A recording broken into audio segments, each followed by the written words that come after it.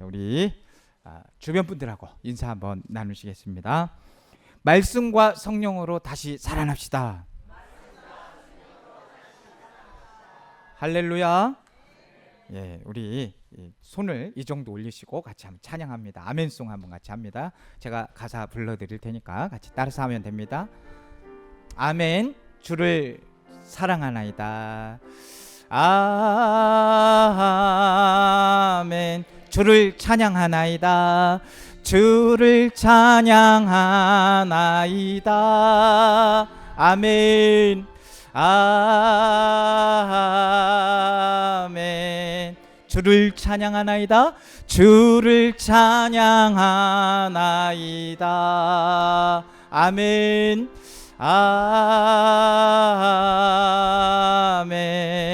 주를 사랑하나이다. 주를 사랑하나이다. 아멘. 아멘. 주를 사랑하나이다. 주를 사랑하나이다. 성령님, 성령님, 회복시켜 주옵소서. 회복시켜 주옵소서. 성령님, 성령님, 회복시켜 주옵소서. 회복시켜 주옵소서. 성령님, 회복시켜 주옵소서. 성령님, 회복시켜 주옵소서. 회복시켜 주옵소서. 성령님, 성령님, 회복시켜 주옵소서. 회복시켜 주옵소서. 성령님, 치유하여 주옵소서. 성령님, 치유하여 주옵소서. 치유하여 주옵소서. 성령님, 성령님, 치유하여 주옵소서. 치유하여 주옵소서. 아멘. 아멘. 주께 감사하나이다. 주께 감사하나이다. 아멘. 아멘. 회복과 치유 주신 주께 감사하나이. 한 번만 더. 아멘. 아멘. 치유와 회복을 주신 주께 감사하나이다. 아멘. 아멘. 치유와 회복을 주신 주께 감사하나이다. 주께 감사하나이다. 주께 감사하나이다. 치유와 회복을 주실 우리 주님께 감사의 박수 올려드리겠습니다. 할렐루야. 할렐루야. 이제 지난 6일 동안 우리 부흥회를 위한, 성령 치유 부흥회를 위한 새벽 기도회를 진행을 했습니다. 함께 금식하면서 우리가 새벽 기도를 진행을 했는데 하나님께서 큰 은혜를 주셨습니다. 우리 새벽 인원이 보통 10명이 채 되지 않는데 이 기간 동안 최고 인원인 14분이 2번이나 이렇게 오셔서 함께 기도하고 그 6일 동안 10명 밑에가 단 한 번도 없었습니다. 정말 많은 분들이 함께 준비하며 기도했고 또 이렇게 치유와 영적 돌파를 위해서 우리가 힘을 쓰고 있는데 반드시 하나님께서 은혜 주실 줄로 믿습니다. 그리고 우리 또 박한빛 청년이 새벽에 참 청년이 일어나기 쉽지 않습니다. 그런데 일어나서 큰 길을 만드시는 주 이렇게 연주를 하는데요. 제가 너무 은혜가 돼가지고, 목회자도 은혜를 받아야 되거든요. 그런데 이렇게 연주를 하는데 하나님께서 큰 길을 만들어 주실 것이라는 그런 확신도 들고 큰 은혜가 있었습니다. 거기에 이제 어제 제가 좀 밖에 멀리 좀 가 있어서 못 봤는데 이제 교인 전교의 카톡방을 보니까 불이 났더라고요. 성령의 불이. 어디에 났는가 했더니 이거 보십시오. 꽃꽃이 불이 안 날래야 안 날 수가 없어요. 성령의 불이 지금 타오르고 있어요. 이런 꽃꽂이는 제가 지금까지 본 적이 없습니다. 이렇게 큰 성령의 불길이 이 꽃꽂이처럼 우리 교회 안에 이 지역에 일어나기를 주님의 이름으로 축복합니다. 그리고 한 분 한 분의 성도들에게 이런 성령의 은혜가, 성령의 불이 임하기를 주님의 이름으로 축복합니다. 이 에스겔은 포로로 잡혀간 바벨론 땅에서 하나님의 부르심을 입어서 세움을 받은 선지자였습니다. 어느 날 여호와 하나님께서 큰 권능으로 이 에스겔 선지자를 붙드시고 그의 영을 인도하여 골짜기 한가운데로 이끌고 가셨습니다. 그곳은 무덤과 같은 적막한 곳이었는데 사방을 둘러보니까 마른 뼈들이 산더미처럼 가득 쌓여 있는 거예요. 그 뼈들은 오래 달라붙어 있었고 이미 생명의 기운이 전혀 남아있지 않아서 소망이라고는 조금도 찾아볼 수 없는 그런 모습이었습니다. 그런데 하나님은 에스겔을 그 뼈 사이로 지나가게 하시면서 분명하게 말씀하십니다. 보게 하시고 그리고 질문하였습니다. 인자야, 이 뼈들이 능히 살겠느냐? 사람의 눈으로 보니까 도저히 살아날 수 없는 그런 상황이었습니다. 그러나 에스겔은 자기의 판단을 다 내려놓고 오직 하나님께 맡기며 이렇게 대답하였습니다. 주 여호와여, 주께서 아십니다. 그러자 하나님께서 말씀하시죠. 너는 이 마른 뼈들에게 내 말을 대언하라. 생기가 들어가리니 너희가 살아나리라. 이럴 때는 아멘 좀 하셔도 괜찮아요. 말씀하실 이런 말 할 때는 좀 말씀이 나올 때는 아멘 하셔도 괜찮습니다. 그래서 마른 뼈들에게 선포된 말씀이 일어나는데 하나님은 에스겔에게 명령을 하죠. 본문 4절에서 6절 말씀 보면 인자야 너는 이 뼈들에게 대언하여 이르기를 너희 마른 뼈들아 여호와의 말씀을 들을지어다. 주 여호와께서 이 뼈들에게 이같이 말씀하시기를 내가 생기를 너희에게 들어가게 하리니 너희가 살아나리라. 내가 너희 위에 힘줄을 두고 살을 입히고 가죽으로 덮고 너희 속에 생기를 넣으리니 너희가 살아나리라. 또 내가 여호와인 줄 너희가 알리라 하셨다 하라 했습니다.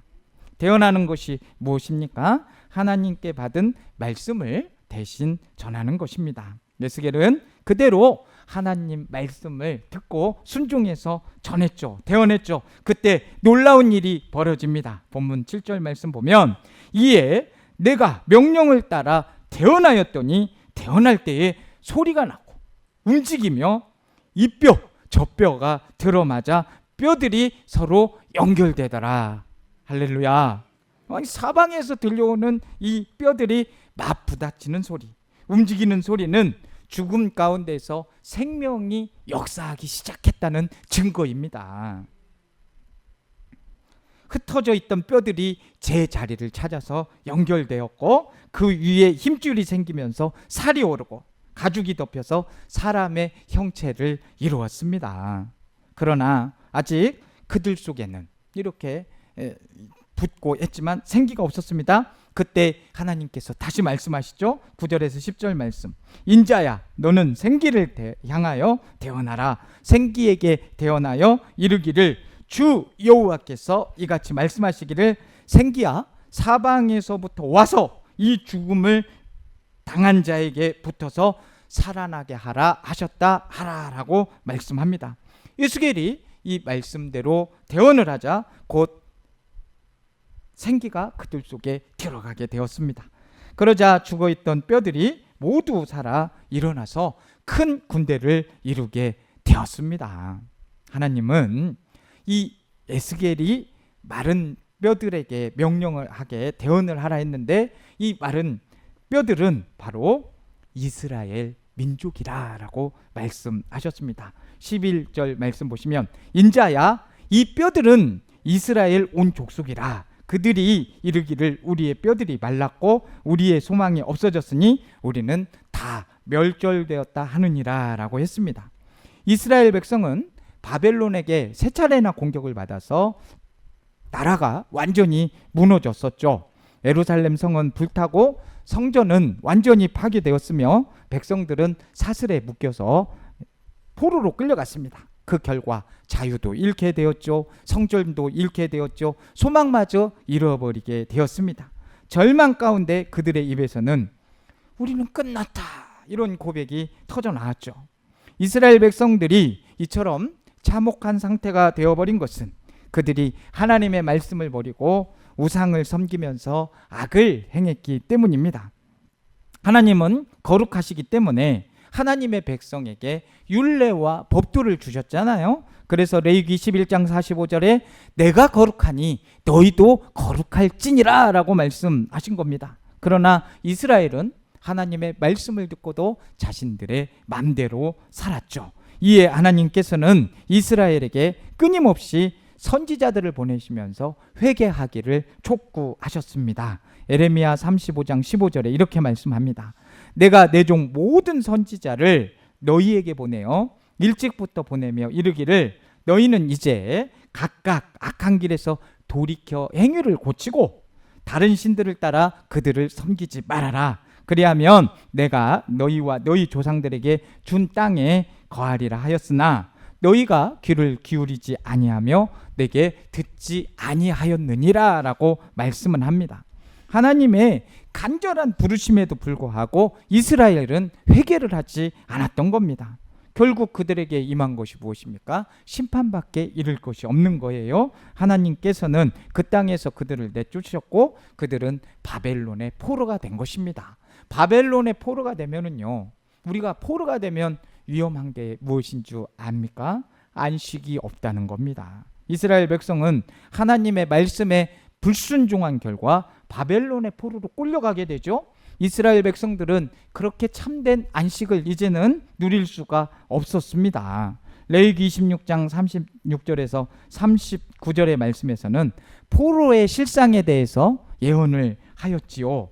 너희 남은 자에게는 내가 그들의 마음에 비겁함을 주리니 그들이 원수의 땅에서 잎사귀 흔드는 소리에도 놀라 도망하기를 칼을 피하듯 할 것이며 쫓는 자가 없어도 도망하리라. 이 얼마나 무서운 말씀입니까? 그들은 쫓는 자가 없어도 칼 앞에 있듯 서로 부딪혀 넘어지기를 하리니 너희가 원수 앞에서 능히 서지 못할 것이요 너희가 여러 민족 중에서 멸망할 것이며 너희 대적의 땅이 너희를 삼킬 것이요 너희 남은 자가 너희 원수의 땅에서 자기의 죄악과 그의 조상의 죄악으로 말미암아 쇠잔하리라. 그러니 나라가 있다는 것이, 자유가 있다는 것이 얼마나 감사한 일인지 우리는 잘 알아야 됩니다. 이 말씀대로 포로된 이스라엘 백성은 늘 두려움 속에 살잖아요. 포로로 산다는 건 늘 두려움에 있다고 보시면 됩니다. 아무도 쫓지도 않는데 늘 불안한 거예요. 작은 나뭇잎 소리가 나는데도 놀라서 가슴을 졸이고 도망쳤다는 거예요. 서로가 서로에게 도망을 치다 보니 걸리게 되고 넘어지게 되고 그 누구도 원수 앞에 설 힘조차 없다는 것입니다. 이것은 단순한 두려움뿐만이 아니라 하나님의 임재를 경험할 수 없는 그런 엄청난 결과를 가져왔다는 겁니다. 하나님의 보호와 평강이 떠나자 그들의 마음에는 끊임없이 공포와 불안이 찾아오게 된 겁니다. 뿐만 아니라 그들은 여러 나라에 흩어져서 마치 그 땅이 그들을 삼켜버린 것처럼 흩어지고 쇠잔해졌습니다. 육체적으로 쇠잔해지니 정신적으로 약해질 수밖에 없지요. 그들은 포로로 끌려간 바벨론에서 안식 없는, 쉼도 없는 그런 노예의 삶을 살아야 했습니다. 하나님께서는 포로된 이스라엘 백성이 그 환난 가운데서 자신들의 죄를 깨닫고 돌이키기를 바라셨습니다. 그래서 레위기 26장 40절에서 42절 말씀에는 이렇게 말씀을 합니다. 그들이 나를 거슬러 행한 그들의 죄악과 그들의 조상의 죄악을 자복하고 또 그들이 내게 대항함으로 나도 그들에게 대항하여 그들을 그들의 원수들의 땅으로 끌어갔음을 깨닫고 그들의 할례받지 아니한 마음이 낮아져서 그들의 죄악의 형벌을 기쁘게 받으면 내가 야곱과 맺은 내 언약과 이삭과 맺은 내 언약과 아브라함과 맺은 내 언약을 기억하며 그 땅을 기억하리라 라고 말씀해 주고 있습니다. 그러니 하나님께서는 지금 포로 생활을 하고 있는 이스라엘 백성들에게 아직도 약속을 기억하고 있으니 이 약속을 기억하라 말씀하는 겁니다. 하나님께서 아브라함, 이삭, 야곱에게 맺으신 언약, 인류를 죄에서 구원하신 영원한 구속의 약속을, 구원하시겠다는 약속을 잊지 않고 계시는 겁니다. 그러나 이스라엘이 그 회복의 길을 가려고 하면 반드시 자신들의 죄를 깨닫고 교만한 마음을 낮추고 회개하는 자리로 나와야 했습니다. 그것은 쉽지 않죠. 바벨론에서 삶은 언어도 문화도 신앙의 환경도 모두 낯설잖아요. 그곳에서 회개하여 신앙을 지킨다는 것은 결코 쉬운 일이 아니란 말입니다. 그들에게 그 길이 멀고 광야 같은 삶이었겠죠.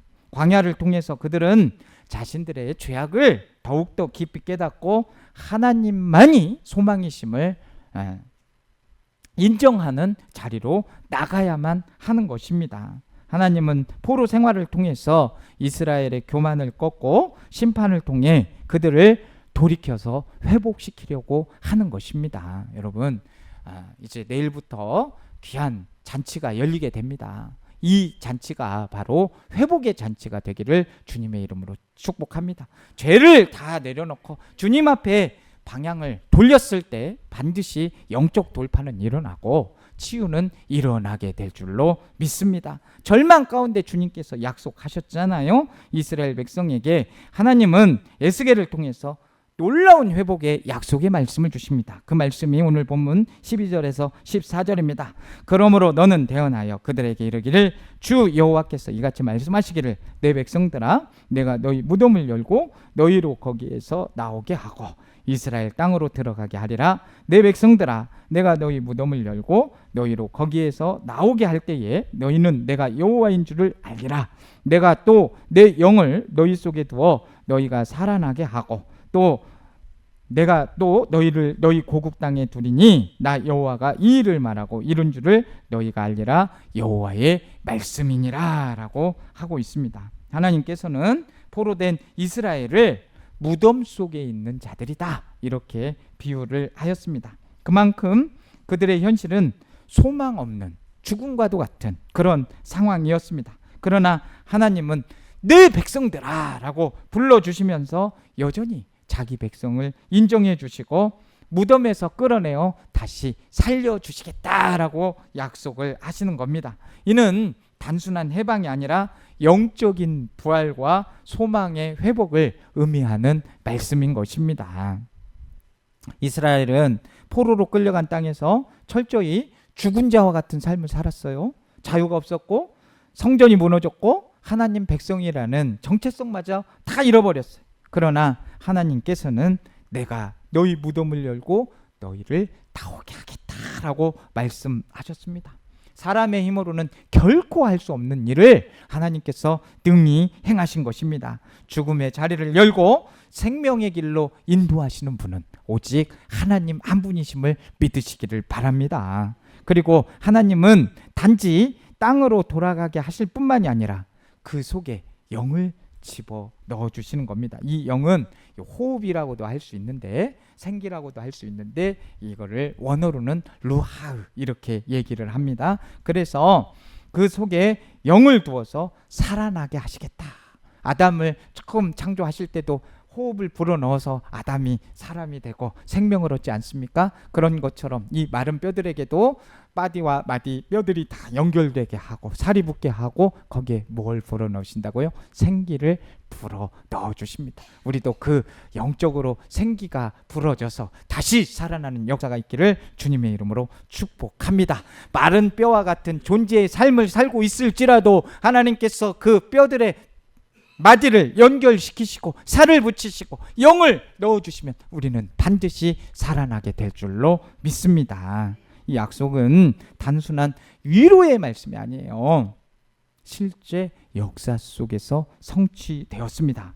539년 주전 539년에 바벨론이 무너지게 됐고 주전 538년에 고레스 칙령이 내려졌습니다. 그 결과 주전 537년에 수룹바벨과 여호수아를 중심으로 1차 귀환이 이루어졌습니다. 그들은 예루살렘에 돌아와서 무너진 성전을 다시 세우기 시작했고 주전 536년에 성전의 기초가 놓였습니다. 비록 방해로 인해서 성전 건축은 중단이 되었지만 결국 주전 516년에 두 번째 성전이 완공이 되었습니다. 이는 하나님께서 약속하신 회복의 말씀이 그대로 이루어진 사건입니다.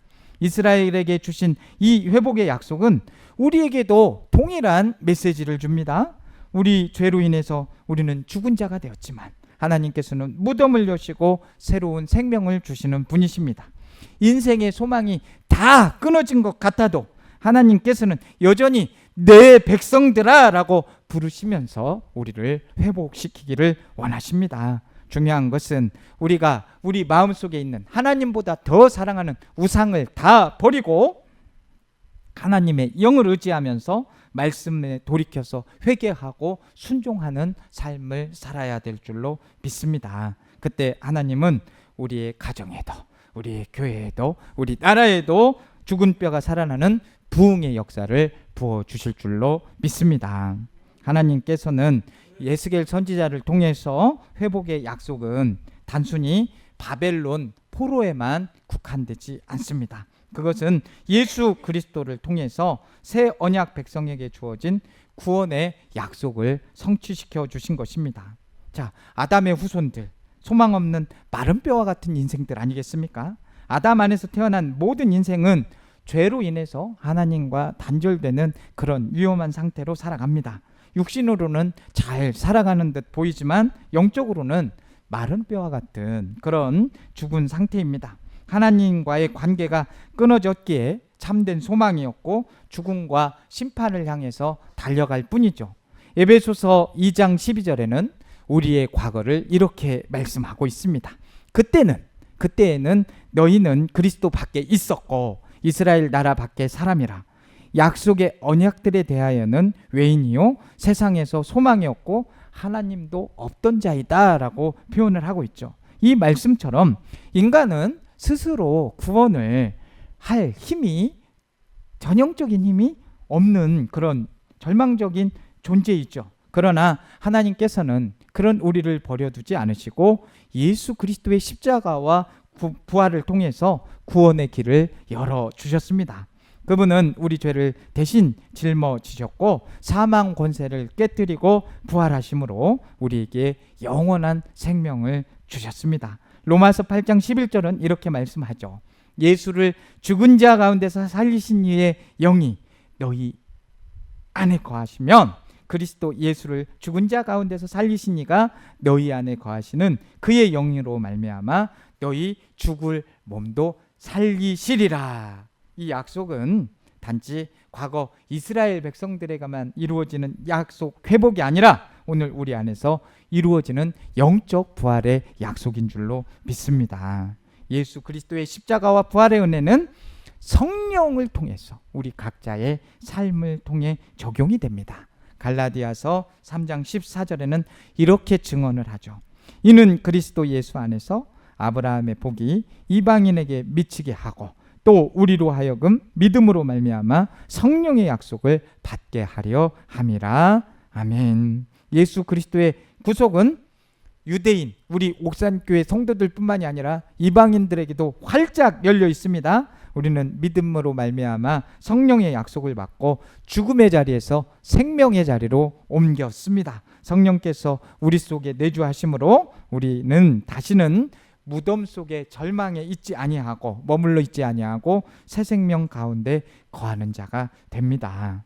자, 오늘 말씀은 에스겔 골짜기에 가득했던 이 마른 뼈들이 있었던 그 소망을 잃은 모습들이었습니다. 그러나 하나님께서는 그 절망적인 상황 속에서도 에스겔에게 말할 수 있는 은혜를 주셨고 태어날 수 있는 은혜를 주셔서 생기를 불어넣어 주셔서 그 군대를 살려주시고 세워주셨습니다.